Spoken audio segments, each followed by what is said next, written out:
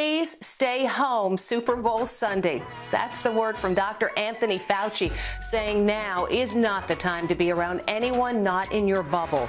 Health experts fear that the Super Bowl could be a super spreader and much more dangerous than Christmas or Thanksgiving. And while some fans might be tempted to watch the game with friends and family today, like we always do, local health officials are warning people to stay at home this year.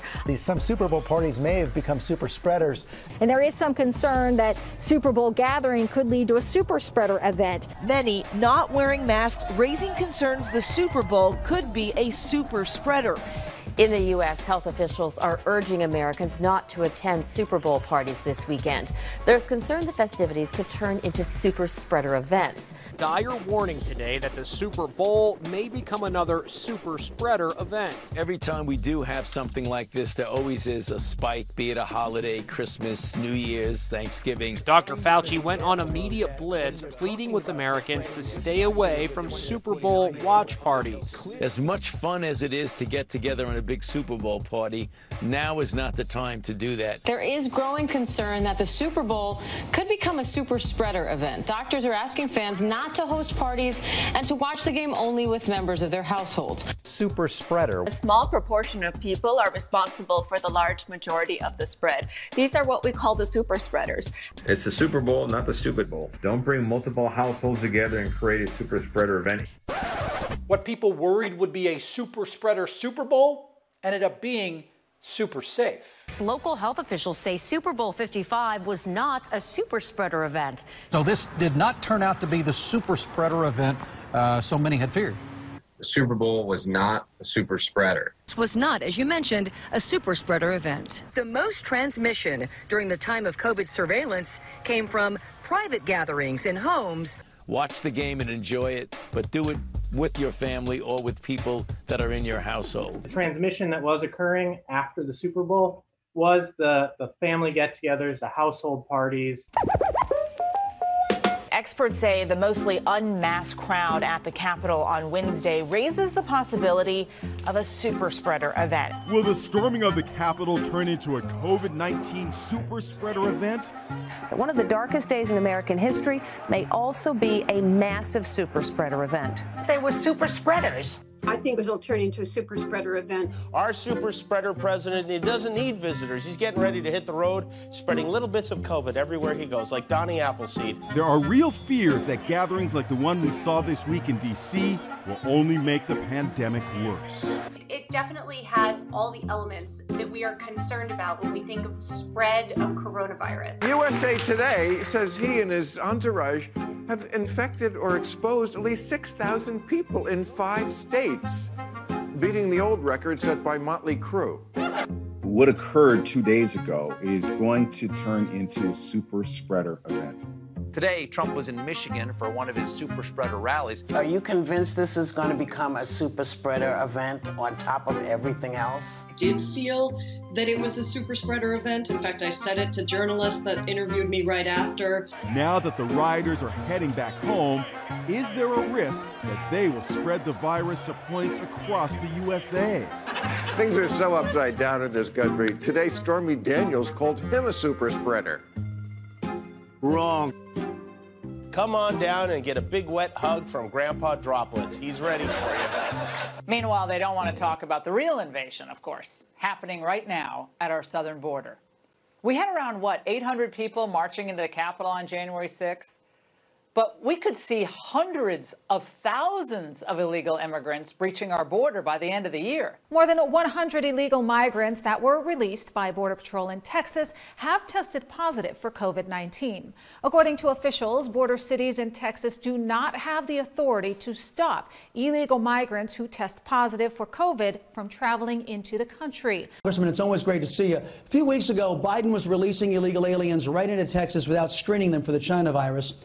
Now he's getting some of them screened and then releasing infected patients into Texas anyway. That's the definition of insane, is it not?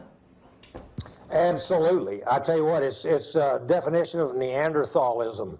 the migrants, including those who test positive, are being released by the Border Patrol at local bus stations. According to sources in Washington, the White House is aware that illegal migrants are testing positive and are then traveling into the country without isolating or spending time in quarantine. Texas Governor Greg Abbott, after following DeSantis down the COVID denial path and recklessly opening up his state without any restrictions this week, he's deflecting criticism by dishing out anti-immigrant xenophobia. President Biden's administration itself is exposing Texans and Americans to COVID-19 through illegal immigrants that they are allowing to come into the state of Texas who are positive for COVID-19 and being released into Texas communities. Is that claim true? That's what a lot of you are asking. So for that absurdly racist claim, Governor Abbott is the absolute worst for the second time this week. So the governor's claim that COVID-19 positive undocumented immigrants are entering the country through the Texas-Mexico border is accurate. So for that absurdly racist claim is accurate. You have a governor who basically is trying to pass off the blame unfairly to undocumented immigrants when we see the numbers start to go up here of new cases because of his terrible policy decisions. What President Biden is doing is Neanderthal. What President Biden is doing in Texas today is recklessly endangering the lives of Texans. There's no basis whatsoever in evidence to suggest that immigrants are spreading COVID-19 in Texas. So again, we rate the governor's statement true on the KPRC Trust Index. But at every juncture, this governor has put right-wing ideology over public health. Fuck you, go kiss my ass. Here's a short song, you motherfuckers.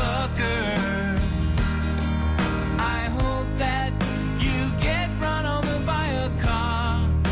The asshole you are, you ugly sucker, fucker, fucker, fucker, fucker, fucker. Oh, na, na, na, na, na, na, na, na, fuck you. Na, na, na, na, na,